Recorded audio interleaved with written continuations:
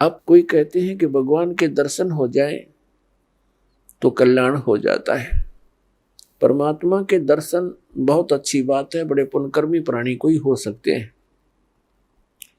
लेकिन परमात्मा के दर्शन से कल्याण मोक्ष नहीं होगा। परमात्मा ने आकर के जो ज्ञान दिया है उसके अनुसार भक्ति साधना, नाम की कमाई, यज्ञ हवन जो भी जानकारी दी है उनके करने से मोक्ष होगा।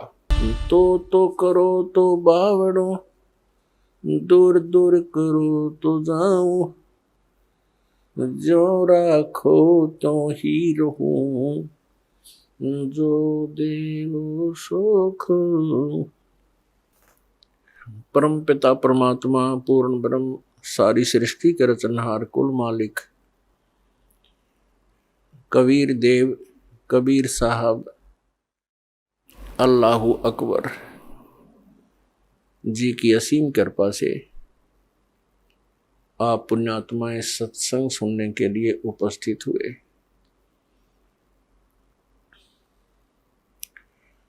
सत्संग का उद्देश्य होता है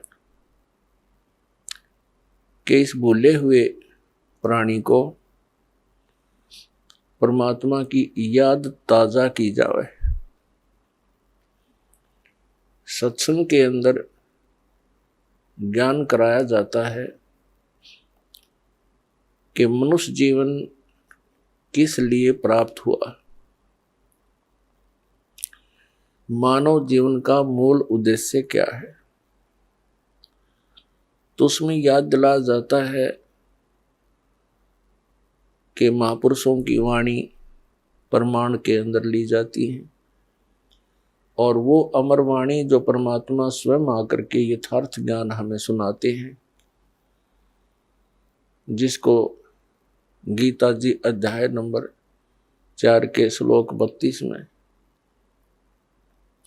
सच्चिदानंद घन ब्रह्म की वाणी कहा है, कबीर वाणी कहा है।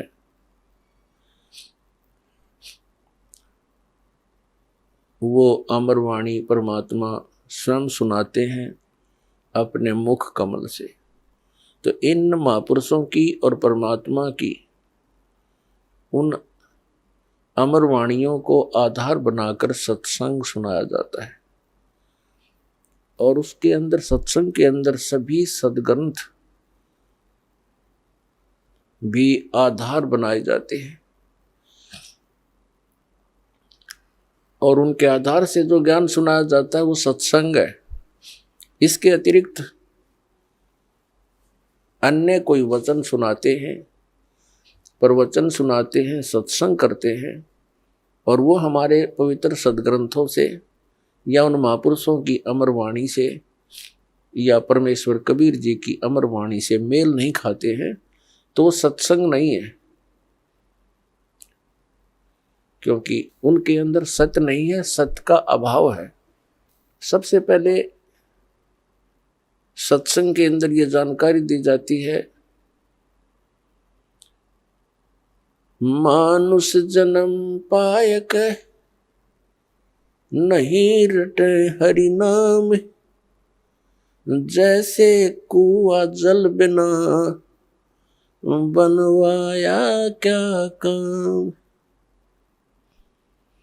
मानुष जन्म दुर्लभ है मिले न बारंबार, जैसे तरवर से पत्ता टूट गिरे वो बहुर न लगता डर। परमात्मा पूर्ण ब्रह्म सत्य पुरुष कबीर देव जी कबीर साहब जो काशी शहर के अंदर एक जुलाहे की भूमिका करके और परमात्मा जो गुण रखता है उसका प्रमाण दे करके अपनी अमृत वाणी को उच्चारण करके यथार्थ ज्ञान देकर वो सह शरीर आए थे, सह शरीर चले गए। वो पूर्ण परमात्मा है और परमात्मा के ज्ञान को परमात्मा ही बता सकते हैं। जीव तो अटकल लगाते हैं। कुछ श्रद्धालु कहते हैं संत को चाहिए कि वो अपना अनुभव बतावे, किन्हीं सदग्रंथों या पोथियों का सहारा ना ले।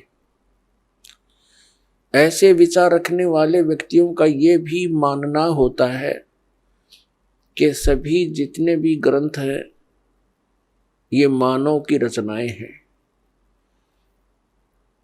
उनका अपना अनुभव है। पुण्यात्मा,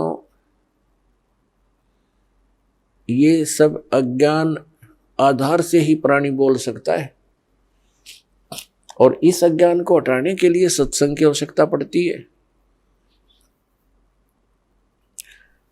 जैसे देश का संविधान होता है, वो भी एक पुस्तक है और वो भी एक मानव ने लिखी है। आपकी बात बड़ी करके चले, और कोई अन्य मानव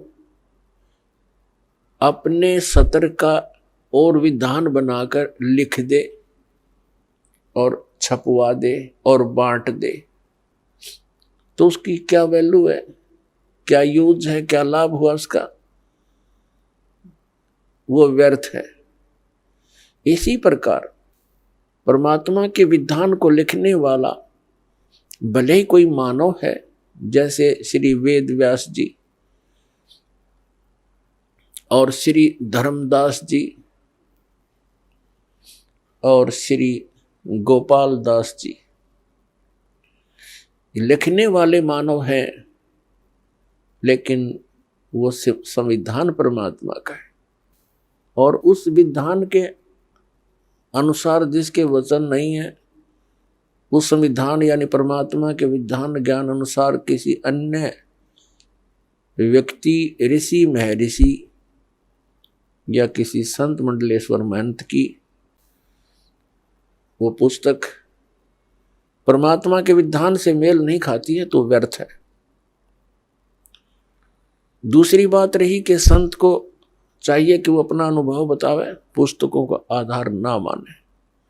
ये भी एक बालक के विचार हो सकते हैं जिसने कभी विद्यालय देखा ही ना हो।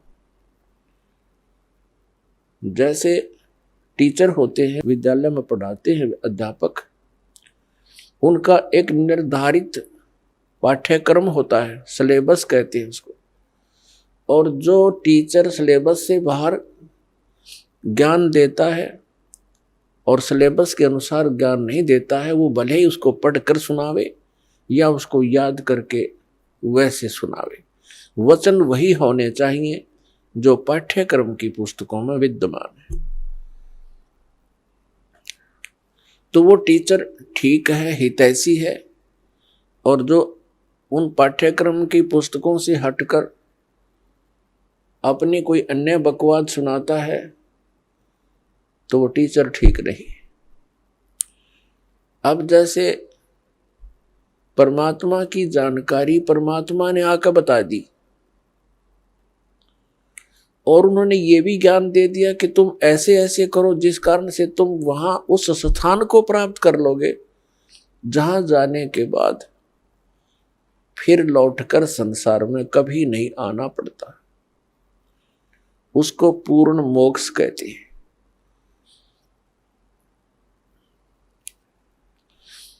अब कोई कहते हैं कि भगवान के दर्शन हो जाए तो कल्याण हो जाता है।